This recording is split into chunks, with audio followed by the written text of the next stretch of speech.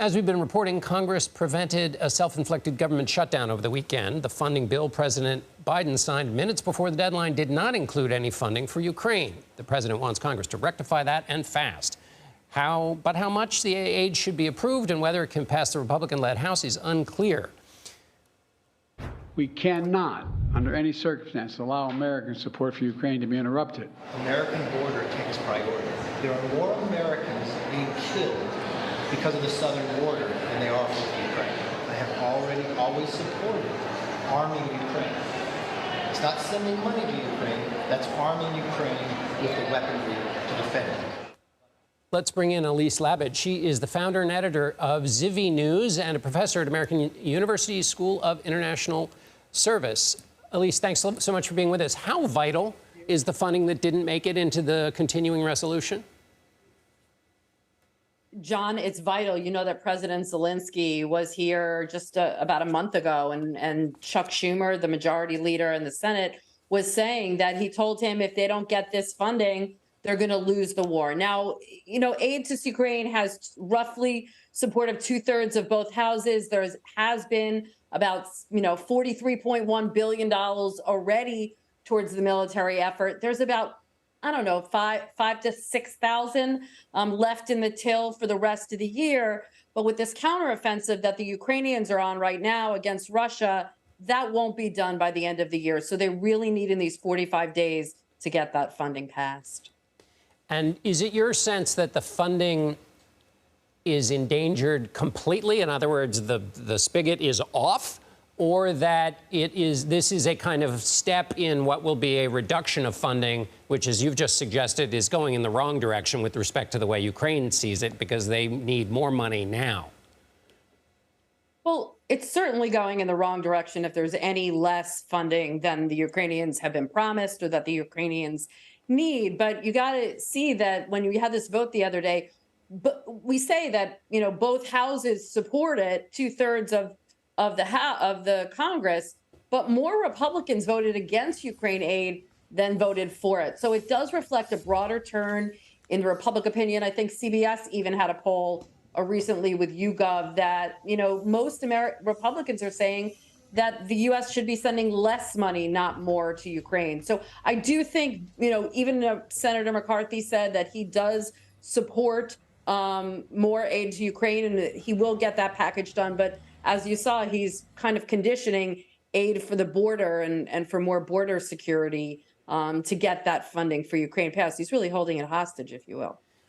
Zanny Minton-Beddoes of The Economist interviewed Zelensky, and he said, when he talks to donors in the United States and in Europe, they say we're still with you, but he notices there's a little less fire in their eyes. What's your sense of donor fatigue and how that was connected to, if the United States is going wobbly, what signal does that send to the coalition of partners who've been supporting the effort in Ukraine? Well, there's a lot of things going on. First of all, the U.S. economically hasn't had a great year with inflation and raising oil prices and the cost of goods at home. So Americans are really feeling the heat. So when you say, we have to keep supporting Ukraine, in theory, they really do support, but they're looking at their own paychecks and their own pocketbook, and they're saying, look, we also have to think of ourselves. And that's also happening around the world. I mean, the EU has been the second largest donor to Ukraine. You saw today that all 27 foreign ministers, after Congress had this vote over the weekend to show support for Ukraine, all foreign ministers had this big EU meeting. And they do support Ukraine, but they're not going to be able to make up the shortfall. So I do think, if this war is going to go on for a very long time, as most people suspect it will, the Ukrainians have had some setbacks, they've had some advances, but it's certainly not going to happen right away. I think there's going to be more pressure on the U.S. to, kind of stabilize funding, more pressure to have a diplomatic solution. And that's not just going to be in the U.S., but in European publics as well. And at least just quickly at the end here, I've been asking abstract questions about money, but these are real human lives in a gritty, bloody war. What is your sense of the current state of things in the invasion into Ukraine and how the Ukrainians are doing in their counteroffensive? Well, like I said, they've had advances and they've had setbacks. They do feel that the wind is in their sails. I was actually just meeting with one man. He's a tech entrepreneur from San Francisco, a Ukrainian who has kind of gone back to the war efforts. And he says, look, you don't see the progress on the map, so to speak, but they are hitting Russian supply lines. They are hitting, the Russians where they are. But one thing I think you're going to hear about in the coming months is non-lethal aid.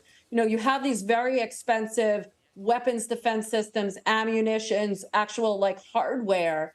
But there's a lot of non-lethal aid, whether it's technologies, generators, batteries, even, kind of portable electronics that can help the Ukrainians map the area that'll make them make advances much sooner and kind of make up the shortfall for what they feel is the lack of, heavy artillery and heavy weapons. So I think you're going to hear a little bit more of that. And John, these are things you can buy at Costco, you can buy on Craigslist. They're more commercial goods and they're less expensive. They're readily available. So I think, as there's going to be this pressure to give those big weapon systems, I think everyone's going to start looking at how are other ways they can help the Ukrainians advance.